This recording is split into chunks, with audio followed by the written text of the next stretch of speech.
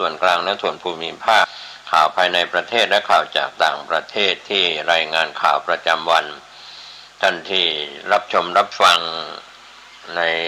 ข่าวชาวบ้านก็โปรดใช้วิจารณญาณสำหรับท่านที่อ่านหนังสือพิมพ์ออนไลน์ประจำวัน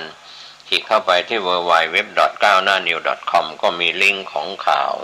จากสื่อมวลชนทุกแขนงสาขาจากส่วนกลางและก็ส่วนภูมิภาครายงานข่าวประจำวันให้ท่านได้รับรู้รับทราบกันก็ขอบคุณเครือข่ายที่ออนไลน์มีอยู่ในส่วนของสถานีวิทยุและก็ภาคปกติที่ท่านรับฟังกันอยู่ข่าวชาวบ้านก็ขอบคุณท่านที่รับฟังข่าวชาวบ้านทั้งภาคปกติและก็ทางโลกออนไลน์ก็มีผลตอบรับกันเข้ามาก็ขออภัยบางครั้งผู้ดำเนินรายการก็ไม่ค่อยจะได้ตอบท่านที่มีการคอมเมนต์เข้ามาในการแสดงความคิดเห็นเข้ามานะครับเพราะถือว่าเรานำเสนอข่าวให้ท่านได้รับรู้รับทราบอาจจะเป็นข่าวที่ท่านได้รับรู้รับทราบมาบ้างจากสื่อมวลชนทุกแขนงสาขากันมาแล้วธรรมะก่อนข่าววันนี้ก็เป็นส่วนหนึ่งนะครับที่เราจะต้องเข้าใจโลกและก็ธรรมและก็โลกกับธรรมนั้นอยู่ด้วยกันก็เป็นความสมดุลเรียกว่าสมดุลโลกสมดุลธรรมวันนี้เราเห็นการไม่สมดุลของโลกและไม่สมดุลของธรรมเมื่อคนไม่นำศีลธรรมมารักษามาปฏิบัติฝ่ายโลกก็มีเรื่องของความมีอคติลำเอียงเพราะรักเพราะชังเพราะหลงเพราะกลัวก็เรียกว่าเป็นเรื่องปกติการคอร์รัปชันการแย่งชิงดีชิงเด่นกันทำสงครามกันอะไรต่างๆก็เป็นกลลวงตัวท่านเองลวงผู้ที่เป็น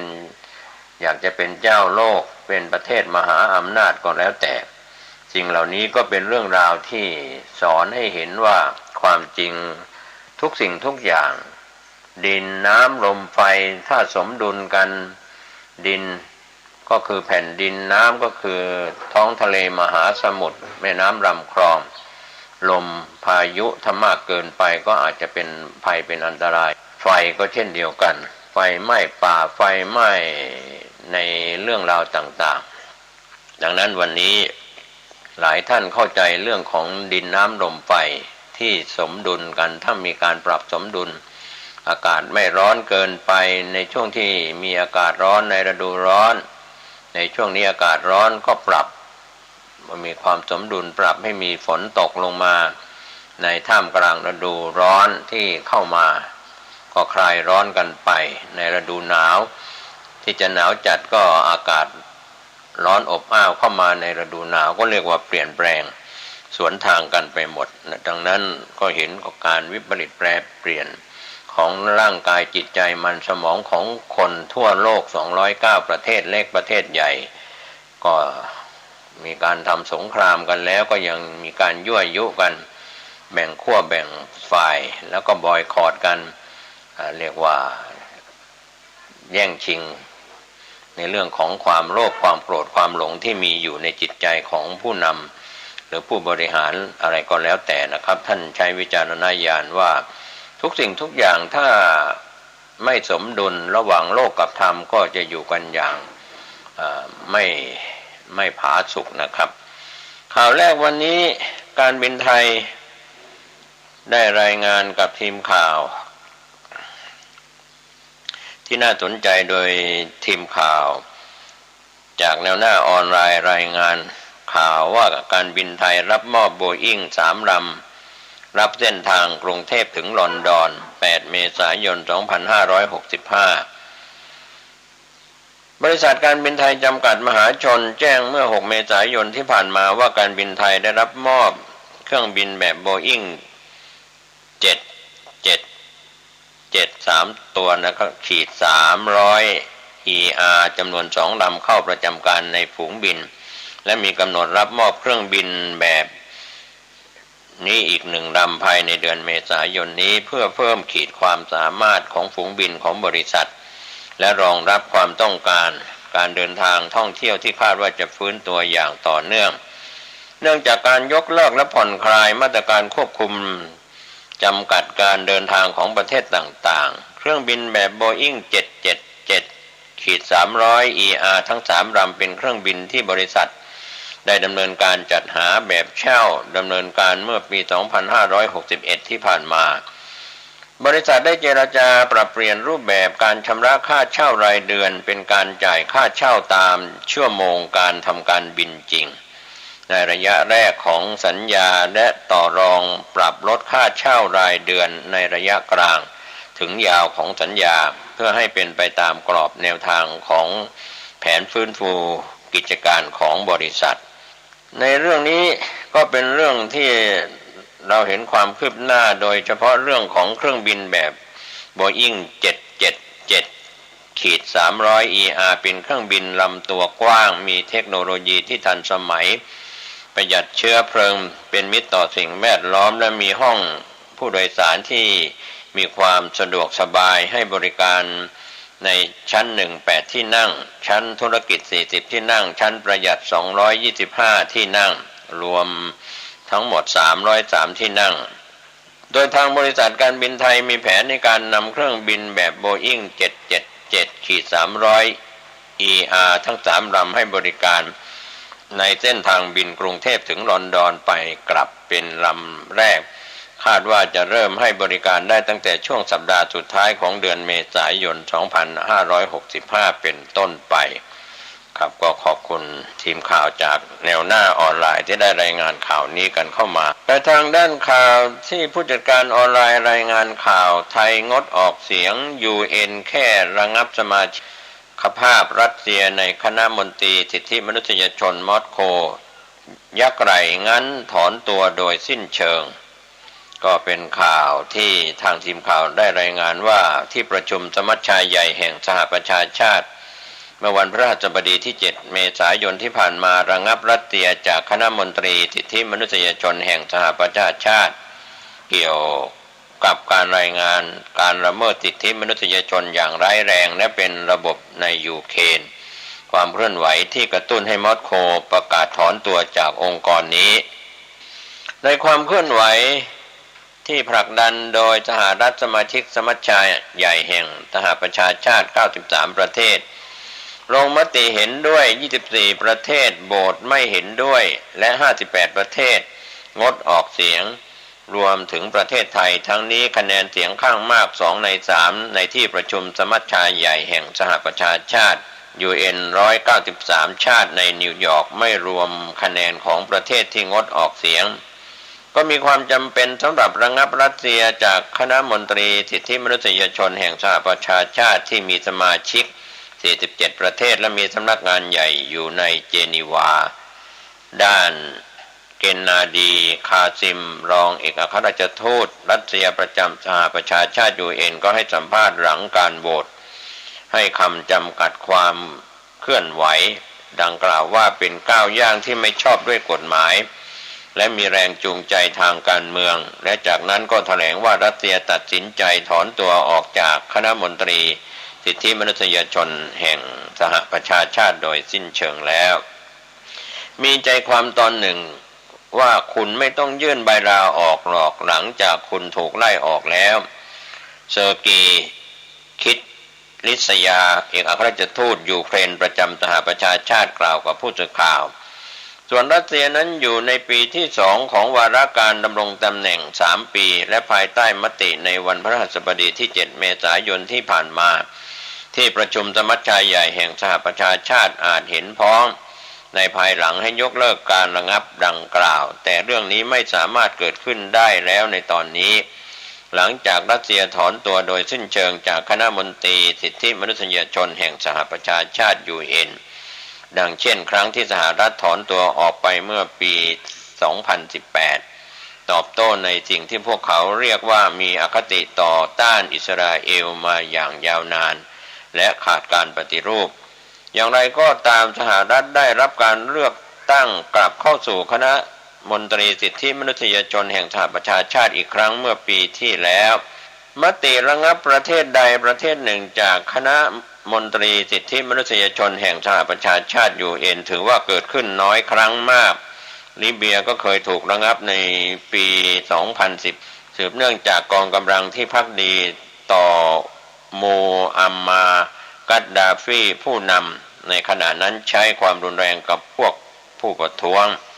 ลินดาโทมัสกรีนฟิลด์จางจุนเอกอัครราชทูตสหรัฐประจำสหประชาชาติก็ชี้แจงว่าสหประชาชาติส่งสารอย่างชัดเจนว่าความทุกข์ทรมานของเหยื่อและผู้รอดชีวิตจะไม่ถูกเพิกเฉยเธอกล่าวว่าเรารับประกันว่าผู้ละเมิดสิทธิมนุษยชนอย่างต่อเนื่องและชั่วร้ายจะไม่ถูกปล่อยให้ยึดครองตำแหน่งหนึ่งตำแหน่งใดในแกนนำด้านสิทธิมนุษยชนของสหประชาชาติการตัดสินใจของคณะมนตรีสิทธิมนุษยชนแห่งสหประชาชาติ UN ไม่มีพันธะทางกฎหมายอย่างไรก็ตามมันเป็นการส่งสารทางการเมืองที่สำคัญและให้อำนาจการสืบสวนต่างๆโดยเมื่อเดือนที่แล้วคณะมนตรีแห่งนี้ได้เปิดการสืบสวนข้อกล่าวหาต่างๆเกี่ยวกับการละเมิดสิทธิมนุษยชนในนั้นก็รวมถึงความเป็นไปได้ของการก่ออาชญากรรมสงครามในยูเครน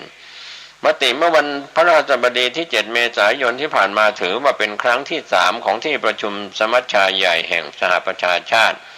นับตั้งแต่รัสเซียรุกรานยูเครนประเทศเพื่อนบ้านซึ่งวันที่ 24 กุมภาพันธ์นั้นโดย2 ครั้งก่อนหน้านี้ก็ได้ลงมติประณามรัสเซียด้วยคะแนนเสียงเห็นชอบ141เสียงและ140เสียงตามลำดับจีนพันธมิตรของรัสเซียงดออกเสียงในการโหวต2 ครั้งก่อนหน้านี้ของที่ประชุมสมัชชาใหญ่แห่งสหประชาชาติและในวันพฤหัสบดีที่ 4 เมษายนปักกิ่งก็ลงมติไม่เห็นด้วยความเคลื่อนไหวที่เร่งรีบเช่นนี้ของที่ประชุมสมัชชาใหญ่แห่งสหประชาชาติบีบให้ประเทศต่างๆต้องเลือกข้างซึ่งจะซ้ำเติมความแตกแยกในบรรดาสมาชิกและโหมกระพือการเผชิญหน้าหนักหน่วงขึ้นระหว่างฝ่ายต่างๆที่เกี่ยวข้องมันเหมือนกับการราดน้ำมันเข้าสู่กองไฟจางจุนเอกอัครราชทูตจีนประจำสหประชาชาติกล่าวข่าวรอยเตอร์ได้อ้างว่าพบเห็นบันทึกฉบับหนึ่งระบุว่ารัสเซียเตือนประเทศต่างๆที่ลงมติเห็นชอบหรืองดออกเสียงจะถูกมองว่ามีท่าทางที่ไม่เป็นมิตรและจะส่งผลกระทบต่อความสัมพันธ์ในทวิภาคีก็เป็นข่าวจากรอยเตอร์ข่าวต่างประเทศที่ทีมข่าวได้รายงานข่าวนี้กันเข้ามาข่าวคืบหน้าจะได้รายงานเพิ่มเติมให้ท่านได้รับรู้รับทราบจากพี่น้องสื่อมวลชนจากต่างประเทศไปทางด้านข่าวที่น่าสนใจเรื่องนี้ทางผู้จัดการออนไลน์รายงานข่าวว่าขุนไกรลูกเลียงผาหนีไฟป่าพัดหลงแม่โตเป็นหนุ่มคืนป่าถ้ำเจ้ารามแล้วก็เป็นการรายงานข่าวจากจังหวัดสุโขทัยข่าวภูมิภาคเผยขุนไกรลูกเลียงผาหนีไฟป่าห้วยบึงบอนถึงถ้ำเจ้ารามจนพัดหลงแม่ถูกฝูงสุนัขจิ้งจอกไล่ล่าซ้ำก่อนที่เจ้าหน้าที่ลาดตระเวนเจอและนำมาเลี้ยงชั่วคราวผ่านไป1 ปีโตเป็นหนุ่มพร้อมกลับคืนผืนป่าแล้วความคืบหน้ากรณีขุนไก่ลูกเลี้ยงผาเพศผู้ที่พัดหลงแม่บริเวณป่าห้วยบึงบอนเขตรักษาพันธุ์สัตว์ป่าถ้ำเจ้ารามจากสาเหตุคนเห็นแก่ตัวที่รอบเผาป่าล่าสัตว์เก็บหาของป่าทำให้เลี้ยงผาหลงจากที่สูงมาหากินด้านล่างก่อนเจอฝูงสุนัขจิ้งจอกไล่ล่าจนลูกกับแม่ต้องพรากจากกันโชคดีเจ้าหน้าที่ออกลาดตระเวนพบหลบอยู่ในพุ่มไม้จึงนำมาเลี้ยงไว้ชั่วคราวที่สำนักงานเขตรักษาพันธุ์สัตว์ป่าถ้ำเจ้ารามหมู่ 7 ตำบลนาขุนไกรอำเภอศรีสำโรงจังหวัดสุโขทัยตั้งแต่วันที่ 12 มีนาคม 2564 เรื่องนี้ทางนายกิตติพัฒน์แสงแก้วหัวหน้าเขตรักษาพันธุ์สัตว์ป่าถ้ำเจ้ารามนายบรรณดิษฐ์วันทองหัวหน้าฝ่ายคุ้มครองสัตว์ป่าสำนักงานเขตรักษาพันธุ์สัตว์ป่าถ้ำเจ้ารามสัตวแพทย์หญิงสุภการแก้วโชตินายสัตวแพทย์ชำนาญการพิเศษสำนักบริหารพื้นที่อนุรักษ์ที่ 14 ตากและนางสุดารัตน์ก้อนแก้วหรือพี่แมวซึ่งเป็นพี่เลี้ยงได้คอยช่วยดูแลขณะนี้เจ้าขุนไกรลูกเลี้ยงผาที่พัดหลงแม่เติบโตเป็นหนุ่มแล้วมีสุขภาพสมบูรณ์แข็งแรงและร่าเริงขี้เล่นชอบป ประลองกำลังทั้งดันทั้งชนพี่เลี้ยงและที่คอยดูแลตลอดระยะเวลา1 ปีที่ผ่านมาเจ้าหน้าที่เฝ้าดูกันอย่างใกล้ชิดและช่วยปรับพฤติกรรมสอนให้เจ้าขุนไกรเรียนรู้สามารถอยู่รอดได้เองในป่าธรรมชาติพร้อมกับติดตั้งกล้องวงจรปิดเพื่อสังเกตพฤติกรรมและ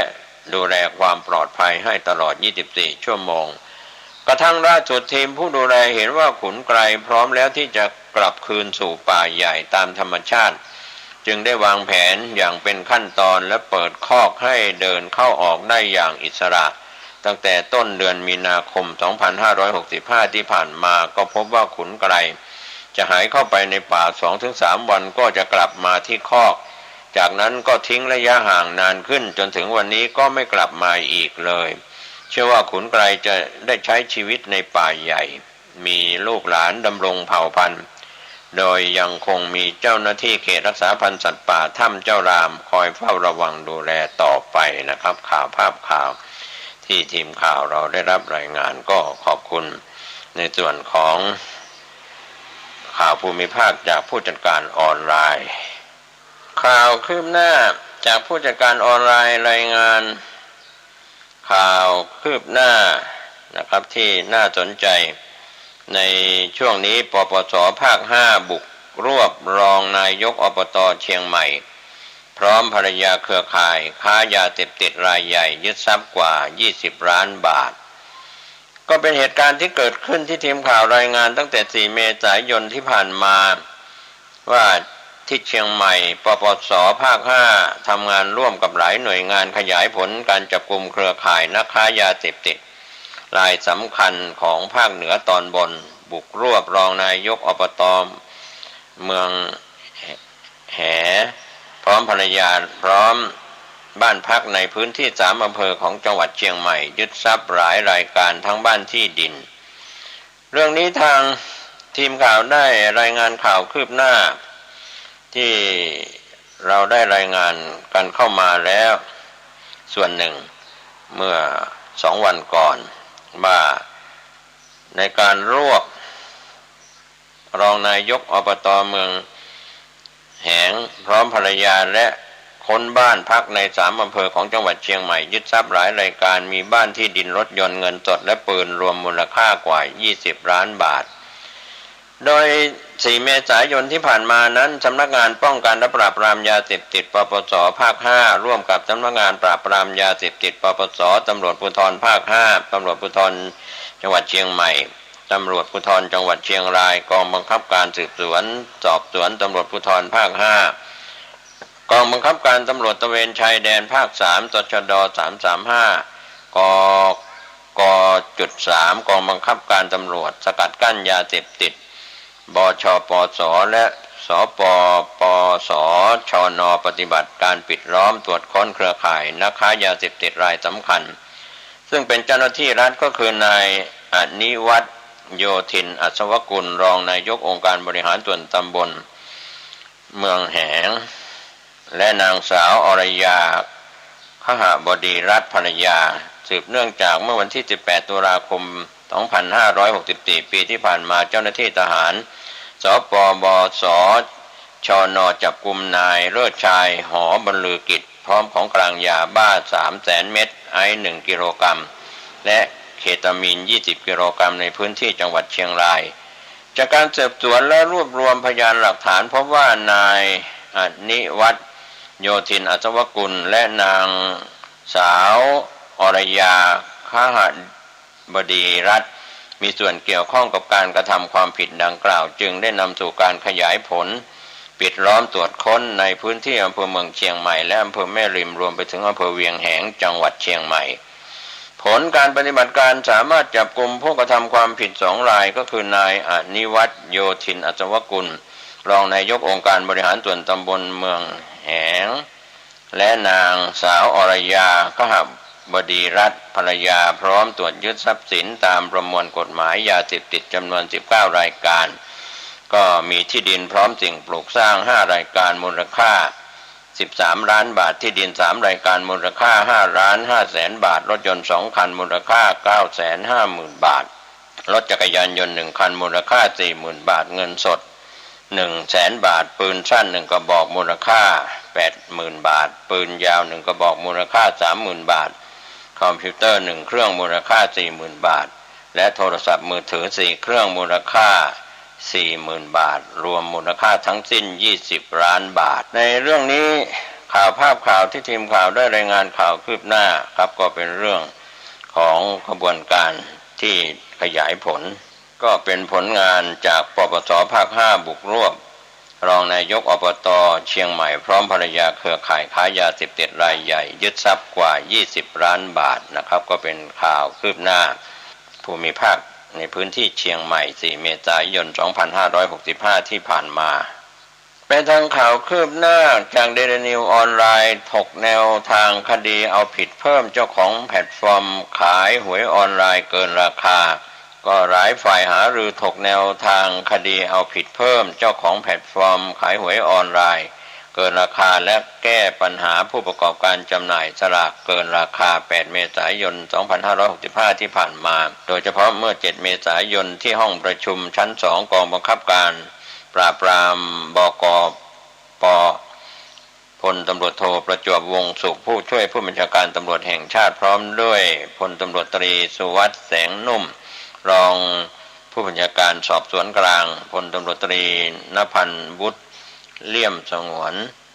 ผู้บังคับการสืบสวนภาค8พันตำรวจเอกธารากรเลิศพงษ์เจริญรองผบก.ปอท.รรท.รองผู้บังคับการปคบ.พร้อมคณะเจ้าหน้าที่หน่วยงานต่างๆที่เกี่ยวข้องในการแก้ไขปัญหาสลากเกินราคาการขายผ่านแพลตฟอร์มออนไลน์เข้าร่วมประชุมหารือเพื่อวางแผนแนว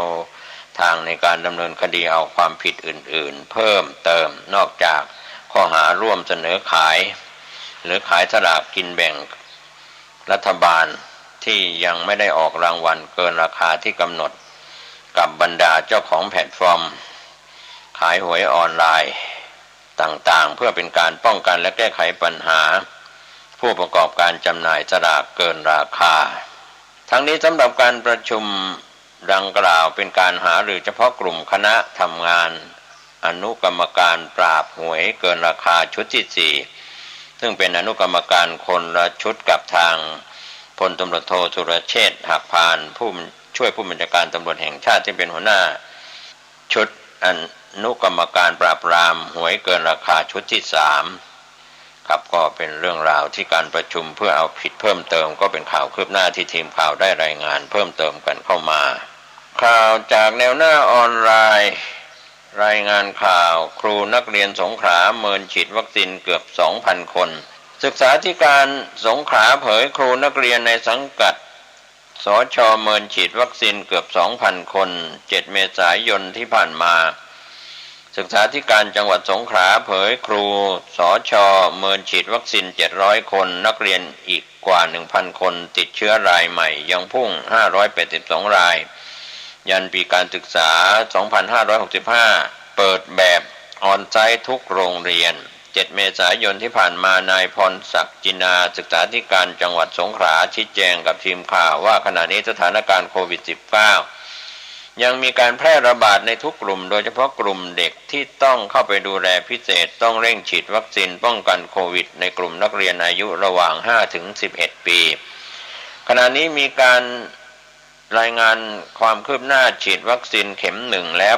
80% ของผู้ที่มีความประสงค์ 70,000 กว่าคนและทุกคนไม่มีผลข้างเคียงแล้วเมื่อสัมผัสกับผู้ติดเชื้อมีอาการน้อยหรือไม่มีอาการเลยจึงมีผู้แจ้งความประสงค์ฉีดวัคซีนเพิ่มอีกจำนวนมากโดยนายพรศักดิ์ได้กล่าวชี้แจงเพิ่มเติมว่าสำหรับบุคลากรทางการศึกษาสังกัดสำนักงานการศึกษาเอกชนสช.ประมาณ 600-700 คนไม่ประสงค์ฉีดวัคซีนส่วนกลุ่มนักเรียนอายุ 12-18 ปียังมีประมาณกว่า 1,000 คนที่ไม่ประสงค์ฉีดวัคซีนแต่ปีการศึกษา 2565 นี้ทุกโรงเรียนเปิดเรียนออนไซต์ในห้องเรียนหากโรงเรียนใดจะเปิดเรียนรูปแบบผสมอยู่ก็ใช้ดุลพินิจของผู้บริหารรายงานจากสำนักงานสาธารณสุขจังหวัดสงขลา รายงานว่าผลจากการตรวจหาเชื้อโควิดจาก RT-PCR เมื่อ 6 เมษายนที่ผ่านมาพบผู้ติดเชื้อรายใหม่ 582 รายเสียชีวิต 1 รายติดเชื้อสะสม 26,622 รายเสียชีวิตสะสม 66 รายรักษาตัวอยู่ 1,114 รายเตียงที่ใช้ไป 2,190 เตียงพบมากในครัวเรือนและชุมชนและกลุ่มเด็กเล็กกำลังติดเชื้อเพิ่มเร่งฉีดวัคซีนในกลุ่มเด็กอายุระหว่าง 5-11 ปีและกลุ่ม 608 ให้ได้มากที่สุดส่วนการตรวจแบบ ATK ยังพบผู้ติดเชื้อวันละ 2,000 ถึง 3,000 รายครับก็เป็นเรื่องราวข่าวที่เกิดขึ้นในพื้นที่ของจังหวัดสงขลาข่าวคืบหน้าจะได้รายงานเพิ่มเติมกันเข้ามาไปทางข่าวสุดท้ายจากกรุงเทพธุรกิจกลับบ้านสงกรานต์วัคซีนใจผู้สูงอายุนะครับก็เป็นหัวข้อข่าวที่คนรอบตัวเริ่มเข้าสู่โหมดวันหยุดสงกรานต์กันแล้วประชาชนส่วนใหญ่มองว่าบรรยากาศสงกรานต์ปี 2565 อาจไม่สนุกสนานเพราะค่าใช้จ่ายเป็นเรื่องน่ากังวลรวมถึงการติดเชื้อโควิดก็ยังน่าเป็นห่วงทุกอย่างต้องใช้เงินไปหมดแต่อย่างไรก็ตามสำหรับใครที่อยากเที่ยวต้องเที่ยวอย่างมีความรับผิดชอบต่อส่วนรวมเป็นสำคัญก็เป็นส่วนที่ทีมข่าวได้รายงานว่าวันนี้เป็นวันศุกร์สุดสัปดาห์มองไปทางไหนบรรยากาศก็ดูซึมๆเบื้องต้นคนรอบตัวเข้าสู่โหมดเว้นในส่วนที่เป็นโหมดที่เกี่ยวข้องก็จะถึงวันหยุดสงกรานต์กันแล้วสัปดาห์หน้าวันจันทร์ถึงวันอังคารก็จะยังคงเป็นวันทำงานกันอยู่เชื่อว่าหลายคนคงลาเพื่อเดินทางไปท่องเที่ยวหรือกลับภูมิลำเนาภายใต้โจทย์ใหญ่2ข้อที่คนไทยต้องคิดหนักนั่นก็คือโจทย์เศรษฐกิจและโควิด -19 สำนักวิจัยและที่ปรึกษาการลงทุนธนาคาร CIMB ไทยปรับลดคาดการเติบโตทางเศรษฐกิจไทยปีนี้ลง 3.8% เหลือ 3.1% หลังจากที่เศรษฐกิจไทยขยายตัว 1.6% ในปี 2564 ช่วงไตรมาส 2 เศรษฐกิจไทยน่าจะขยายตัวในอัตราที่เร่งขึ้นกว่าช่วงไตรมาสแรกคาดว่า GDP ไทยไตรมาส 2 จะขยายตัว 2.3% จากช่วงเวลาเดียวกันของปีก่อนหรือ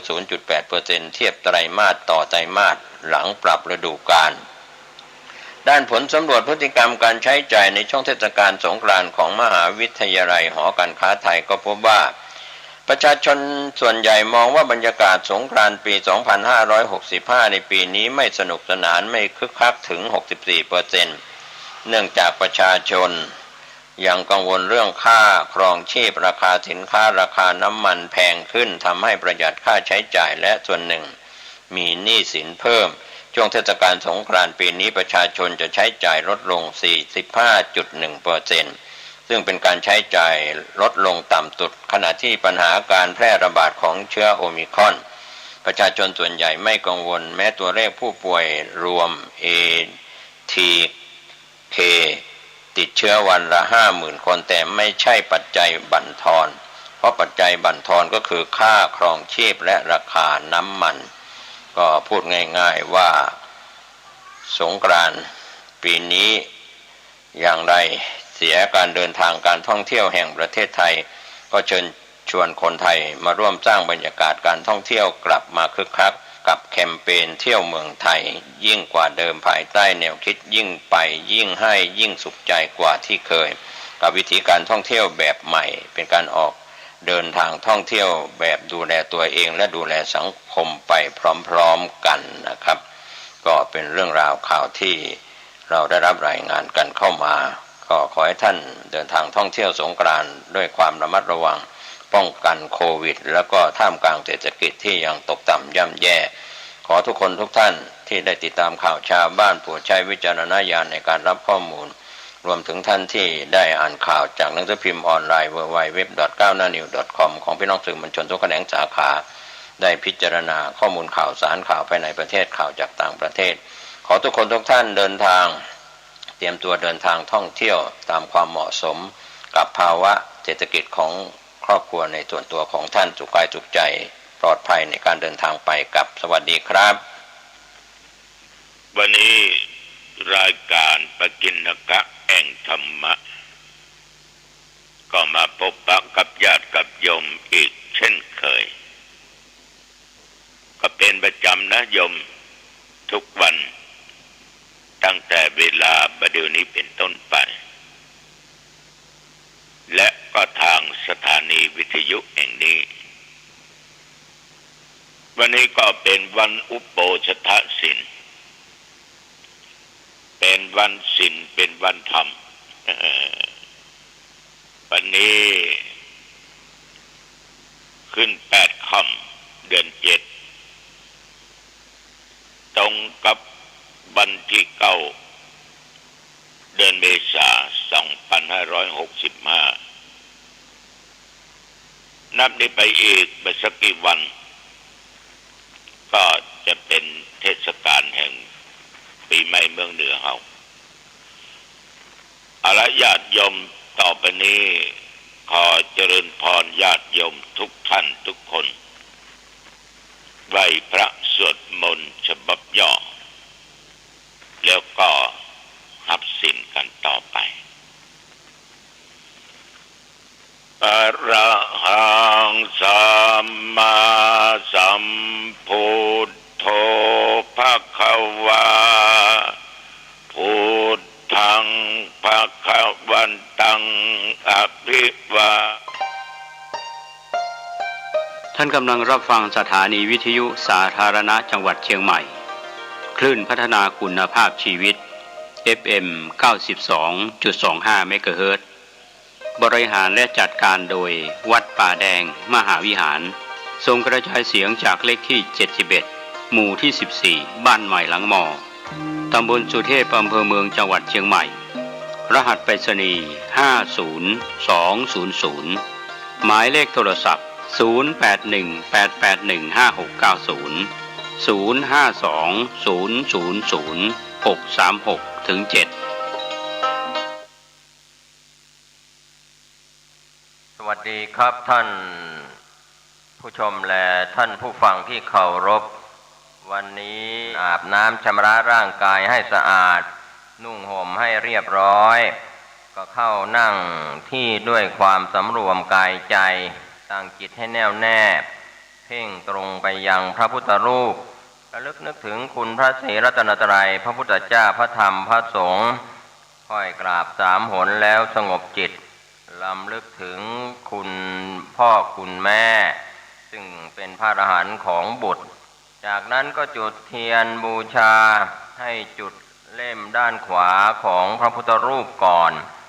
แล้วจุดเล่มด้านซ้ายตามไป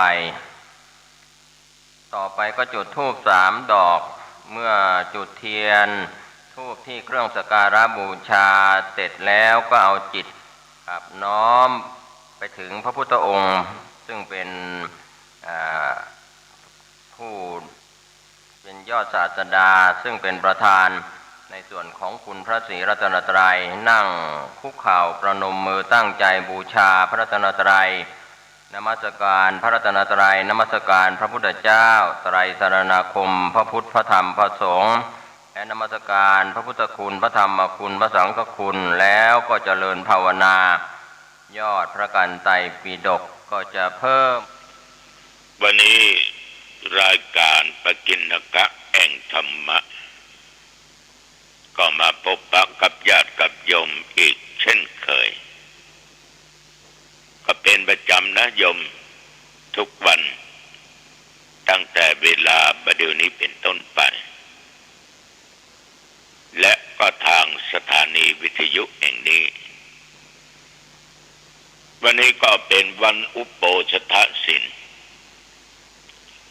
เป็นวันศีลเป็นวันธรรมวันนี้ขึ้น8 ค่ำเดือน7ตรงกับวันที่9เดือนเมษายน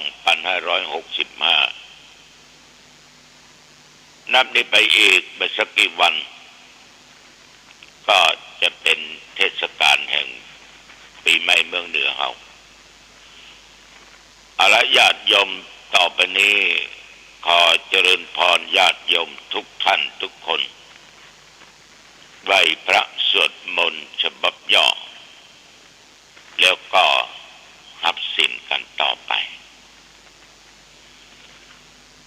อะระหังสัมมาสัมพุทโธภควาพุทธังภวันตังอภิวาเทมิ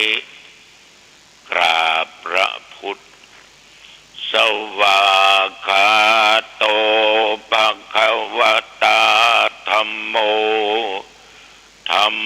มังนัมมัสสามิกราบพระธรรมสุปฏิปันโนภควโตสาวกสังโฆสังฆังนะมามิกราบพระสงฆ์นะโมตัสสะภะคะวะโตอะระหะโตสัมมาสัมพุทธัสสะนะโมตัสสะภะคะวะโตอะระหะโตสัมมาสัมพุทธัสสะนะโมตัสสะภะคะวะโตอะระหะโตสัมมาสัมพุทธัสสะพุทธังสรณังคัจฉามิธัมมังสรณังคัจฉามิสังฆังสรณังคัจฉามิทุติยัมปิพุทธังสรณังคัจฉามิทุติยัมปิธัมมังสรณังคัจฉามิทุติยัมปิสังฆังสรณังคัจฉามิตติยัมปิพุทธังสรณังคัจฉามิตติยัมปิธัมมังสรณังคัจฉามิตติยัมปิสังฆังสรณังคัจฉามิปานาติปาตาเวระมณีสิกขาปะทังสมาธิยามิอาทินนาทานาเวระมณีสิกขาปะทังสมาธิยามิกาเมสุมิจฉาจาราเวระมณีสิกขาปะทังสมาธิยามิมุสาวาทาเว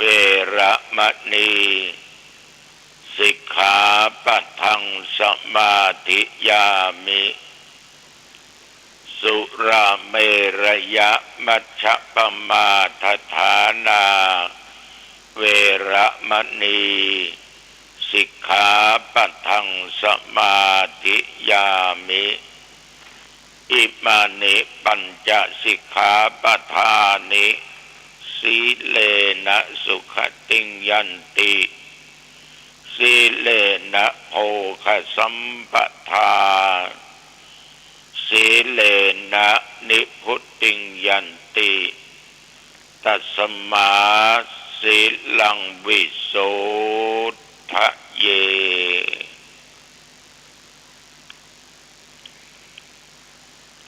กรมอุตุประกาศ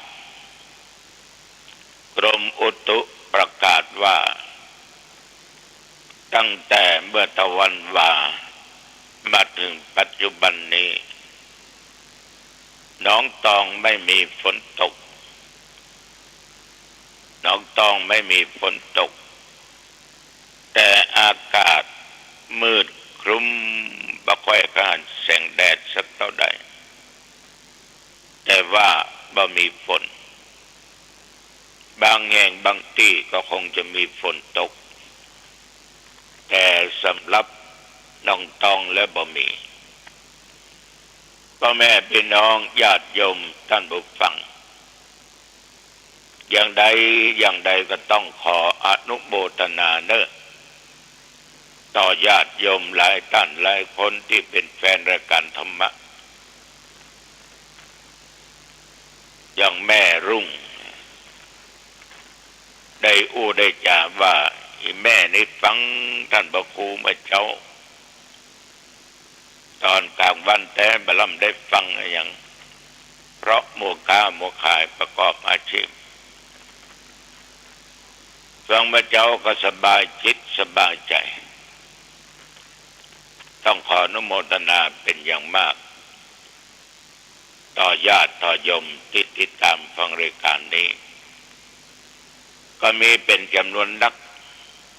มีเป็นจำนวนหลายมาเพียงแต่คนเฒ่าคนแก่คนวัยกลางคนแม้แต่คนหนุ่มคนสาวก็ยังฟังกันก็มีญาติโยมนี่ได้อยู่อำเภอสันปะตองเป็นแม่เอวในวัดเอาไว้พระต่อพบปะพัฒมาภาพ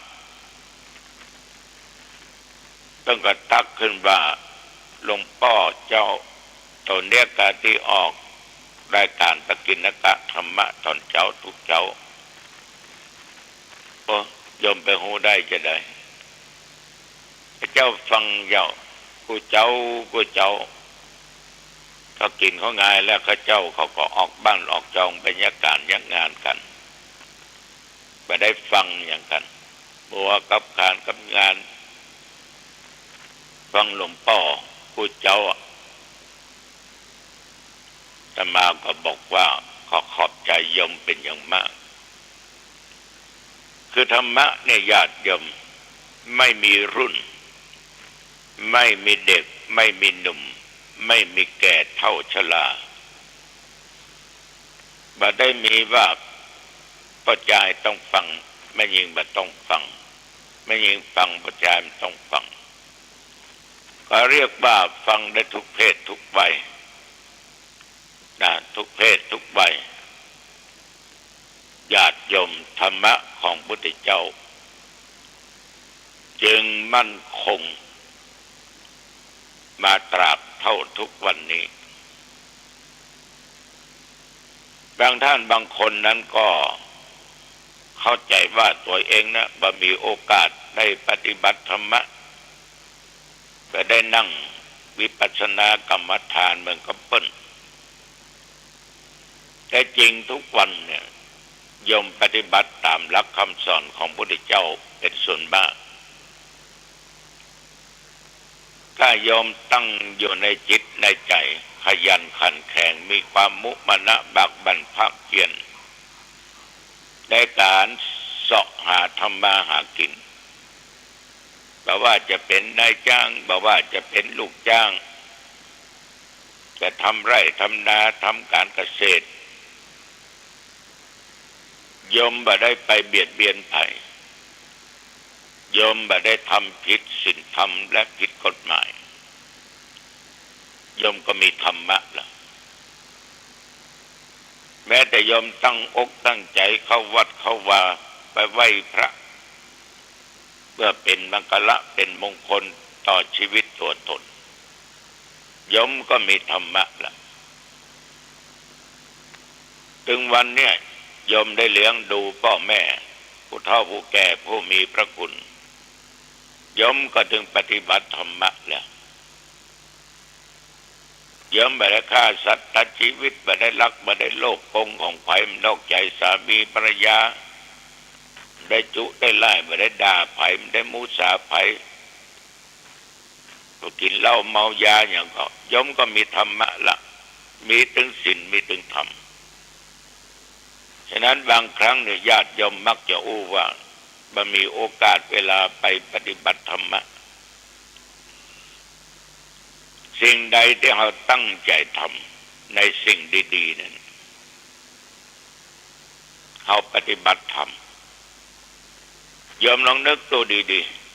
ๆถ้าจิตใจเขาขาดสติจิตใจเขาบัดตั้งมั่นเนี่ยก็เป็นสมาธิอยากจะถามโยมว่างานทุกอย่างที่โยมทำจะสำเร็จก็แต่มาว่าโยมประพฤติปฏิบัติธรรมล่ะอย่างถูกต้องล่ะโยมจะค้าจะขายจะทำให้ไถนาจะทำการทำงานอยู่ตำแหน่งใดก็ตามถ้าโยมบ่มีสมาธิจิตใจไปตั้งมั่นวุ่นวายสปะสเปดงานนั้นจักว่าสำเร็จผลหรือสำเร็จผลแต่บ่ได้เท่าที่ควรดีเท่าที่ควรโยมตั้งอกตั้งใจทำบางอย่างเนี่ยโยมเจอปัญหาแต่โยมสามารถแก้ไขสถานการณ์ปัญหานั้นให้ลุล่วงไปด้วยดีโยมนั้นคือตัวปัญญาอันเกิดจากที่โยมมีสติมีสัมปชัญญะโยมมีจิตตั้งมั่นพิจารณาดูสิ่งที่มีปัญหาเกิดขึ้นว่าจะต้องทำอย่างไรโยมต้องคิดในที่สุดมาถึงบางต้องทำอย่างนี้นั่นคือตัวปัญญาของโยมที่เกิดจากความคิดของโยมที่เกิดจากการได้ศึกษาเกิดจากการได้รับฟังฉะนั้นญาติโยมบางครั้งเขาก็ไม่จำเป็นต้องเป็นนั่งคัดสมาธินั่งพับเพียบนั่งเจริญสมาธิภาวนาอย่างแต่ที่จริงเขาได้ปฏิบัติแต่ว่าการไปนั่งเพื่อทำจิตใจให้สงบมันก็เป็นสิ่งอันสุดยอดละแต่เต้าที่ญาติโยมบอกว่าบักค่อยมีโอกาสเวลาปฏิบัติธรรมะศึกษาธรรมะแต่ได้จริงตัวเขานั้นได้ทำได้ปฏิบัติมาอยู่ตลอดแม้แต่เขาอยู่ในครอบครัวเขาในบ้านในจองห้องเงินเขาตั้งอกตั้งใจประกอบอาชีพค้าขายสิ่งนั้นค้าขายสิ่งนี้ญาติโยมบางครั้งบางท่านบางคนก็ยังอนุเคราะห์สงเคราะห์กับบุคคลอื่นอีกซื้อตัวแถมตัวเกิดเมตตาธรรมอินดูคนโยมก็ช่วยเหลือโดยที่โยมทั้งหลายนั้นปฏิบัติธรรมะนะเพราะในจิตในใจของโยมนั้นมีศีลมีธรรมขอให้โยมมีศีลมีธรรมอาตมาต้องบอกเสมอว่าเขาจะไปอยู่ทิศไหนทิศใดจะไกลจะใกล้ใต้เหนือตกออกจะมืดจะแจ้งจะยังก็ตามโยมมีพระพุทธเจ้านั่งอยู่ในจิตในใจอยู่ตลอดเวลาอย่างเวลาเดี๋ยวนี้และวันนี้เป็นวันอุโบสถศีล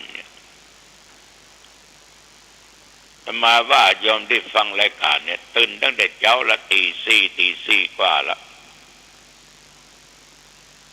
วันนี้จะต้องฟังธรรมะจากตัวเจ้าตนนี้โยมตั้งอกตั้งใจกล่าวคำหัวข้อเกี่ยวกับศีลข้อศีลต่างๆแสดงว่าจิตใจก็ยงมุ่งในเรื่องของศีลจิตใจของโยมมุ่งในเรื่องของการที่ไหว้พระสวดมนต์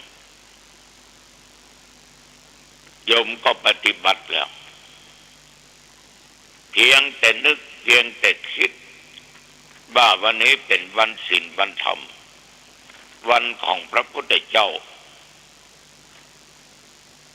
โยมนึกอย่างเงี้ยมาตลอดก็เพราะว่าพระพุทธเจ้านั่งอยู่ในจิตในใจของญาติของโยมคนมีพระพุทธเจ้าอยู่ในจิตในใจจิตใจจะใสสะอาดโยมลองนึกถึงในจิตใจของโยมดูลองนั่งฟังตัวเจ้าว่าหนองตองตัวลองนึกดูลองถ้าโยมมีพุทธเจ้าอยู่ในจิตในใจนะคือมีธรรมมีศีลเนี่ยนอนหลับเนี่ยไม่ดีไปที่อื่นเนี่ยไม่ดียากการอันอื่นเนี่ยไม่ดีแต่ที่โยมมานั่งฟังนี่ก็เพราะว่าโยมมีพระพุทธเจ้านั่งอยู่ในจิตในใจของโยมนั่นนะใจโยมก็ใสสะอาดใจโยมใสสะอาดแต่ถ้าหากว่าโยมมีพระพุทธเจ้าอยู่ในจิตในใจมันมีทั้งศีลมีทั้งธรรมใจเขาจะเศร้าหมองเกิดกิเลสขึ้นคือความโลภความโกรธและความหลงคิดไปจิปาถะอย่างเงี้ยจะได้ก็ได้อันนั้นก็ได้อันนี้จะเอามาได้อย่างใดหาทุกช่องทางที่จะเอาไปนึกถึงว่าอันไหนจะผิดอันไหนจะถูกละบางทีได้ยินเสียงอะไรอย่างมาว่าถูกอกถูกใจมันก็ทบโคตรเกลียดนะลุ่มหลงอยู่ในกามคุณมีโมหะเขาครอบงำด้านจิตใจมันจะไปใส่สะอาดได้จะได้มันก็มัวบ่องเศร้าบ่องเพราะเอามีพุทธเจ้านั่งอยู่ในจิตในใจของเขาเหมือนกับญาติกับโยมปัจจุบันโยมมีพระพุทธเจ้าแต่มาถึงบอกว่ามันทำให้มีความสุขทำให้จิตใจเขาบริสุทธิ์ใสสะอาดคนนั้นที่ใจใสสะอาดแล้วใจว่าเศร้าหมองและญาติโยมก็จึงมีความสุขนะพระเจ้าวัดหนองทองตนนี้ตื่นตั้งแต่เช้าเป็นอาจินก็บอกกับโยมตรงๆนะเวลานั่งโอ้ธรรมะนั่งบนเตียงเนี่ยนะถ้าโยมไปเยี่ยมเยือนธรรมาภาพอย่างแม่ลุงเขายมแดงเขาหลายต้านแล้วคนที่ไปวัดจะหันว่าธรรมาตั้งแต่ออกของยามาบ่เคยเข้ามาในห้องนอนนอนอยู่นอกนั่งอยู่บนเตียงนะ4 โมงป่ายตี 4ป่ายธรรมาก็ต้องลุกเข้าห้องน้ำห้องคลาดล้างหน้าล้างตาอย่างญาติโยมก็มานั่งบรรยายธรรมะสเพละญาติโยมฟังเพราะเหตุใดธรรมาถึงทำเพราะธรรมามีพระพุทธเจ้านั่งอยู่ในจิตในใจตลอดจะนอนจะหลับจะพักจะผ่อนจะทำอย่างเขามีความสุขมีความสุขถ้ามีพระพุทธเจ้าเขาหมดจากหน้าที่ของเขาละบางหัวจักหน้าที่ของเขาว่า4 โมงตี 4ป่าย5 โมงหลับสบายตื่นกี่โมงก็ได้ก็เดี๋ยวขอเดี๋ยวเข้ามาส่งอีกพระพุทธเจ้านั่งรอกินมาญาติโยมย้อนเอามีพุทธเจ้าก็คือเขามีพระธรรมมีวินัยคือตัวศีลเนี่ยมันจึงทำเมื่อธรรมาภาพทำสิ่งเหล่านี้ได้แล้วมันแค่ทำมาเมื่อวัน2 วันทำมาเป็น40-50 ปีแล้ว เขาก็ปฏิบัติธรรมะละขันติอดทนวิริยะความเพียรฉันทะความพอใจมีสติสัมปชัญญะมีปัญญาเกิดจากการคิดของเขาเกิดจากการปฏิบัติของเขาธรรมานั่งอู้จ่าธรรมะยมฟังปกิณกะเนี่ยบัดได้เอาอย่างมากึศสักอย่างยมเจ้าหน้าที่ยมด่านสมพรโทรมาป๊อบปั๊บนะต้องไปดูประกาศตื่นเล่มนั้นประกาศตื่นเล่มนี้เพราะเขามีพุทธเจ้านั่งอยู่ในจิตในใจเขาก็สามารถที่จะอู้จาอย่างออกไปได้ญาติโยมก็อยู่บ้านตั้งใจฟังเนี่ยหลายท่านหลายคนที่นั่งฟังดูเจ้าเนี่ยถ้าโยมมีพุทธเจ้าอยู่ในจิตในใจจ้างสักพันก็ไม่เหลือมามองไม่ฟังธรรมะจากตัวเจ้าหนองทองกูไปทางอื่นดีกว่าเนี่ยการดีกว่านอนรับต่อดีกว่าญาติโยมเนี่ยคือการประพฤติปฏิบัติตามศีลตามธรรมยิ่งวันนี้เป็นวันอุโบสถศีลเดือน7ออก8ค่ำละออก8ค่ำญาติโยมที่มีพุทธเจ้าอยู่ในจิตในใจเกิดละปีใหม่เมืองนี้จะเนี่ยจะได้จะกินจะทานอย่างใดจะทำอย่างใดญาติโยมช่วยอาตมาภาพสงเคราะห์อาตมาภาพทำบุญร่วมกับอาตมาภาพแต่แม่ลุงเขาก็ดีโยมแดงก็ดีโยมหลายท่านหลายคนแม้แต่เถียวหนองตองตะบนหนองตองนั่นแม่ครูสมคิดเขาปองหูข่าวใจก็มีพระพุทธเจ้าละมีธรรมละอยากจะร่วมทำบุญละมีศีลละอยู่ในจิตในใจกำจัดความตนีขี้เหนียวออกไปเพราะมันเป็นตัวอันตรายท่วงความดีที่เขาจะสร้างมันไปขัดไปขวางเนี่ยโยมทั้งหลายคนที่มีพุทธเจ้านั่งในจิตในใจจะเป็นแค่นี้วันศีลวันธรรมโยมก็วันละไหว้พระสวดมนต์ยังพอออกไม่ออกบางคนมาอู้ฟัง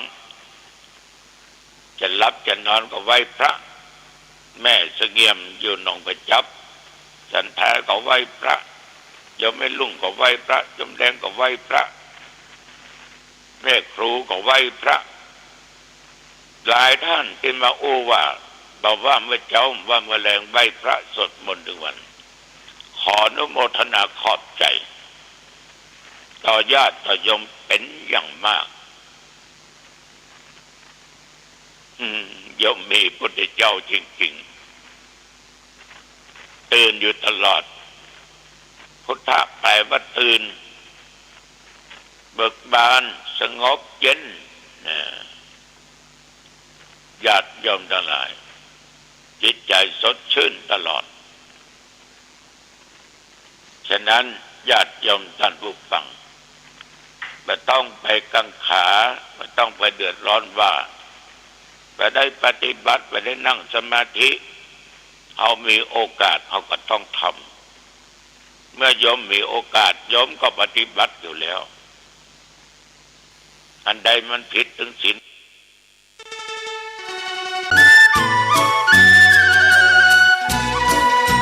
ภัยทั้งหลายที่ผ่านพ้นไปนั่นสุขบ้างทุกข์บ้างมันเป็นธรรมชาติของชีวิตแต่ขอทำประจำใจประจำกายรักษากายวาจาใจให้เจริญมั่นคงเพื่อเป็นการผูกสัมพันธไมตรีโดยพรหมวิหารธรรมคือให้มีเมตตาปราณีเอื้ออารีซึ่งกันและกันไว้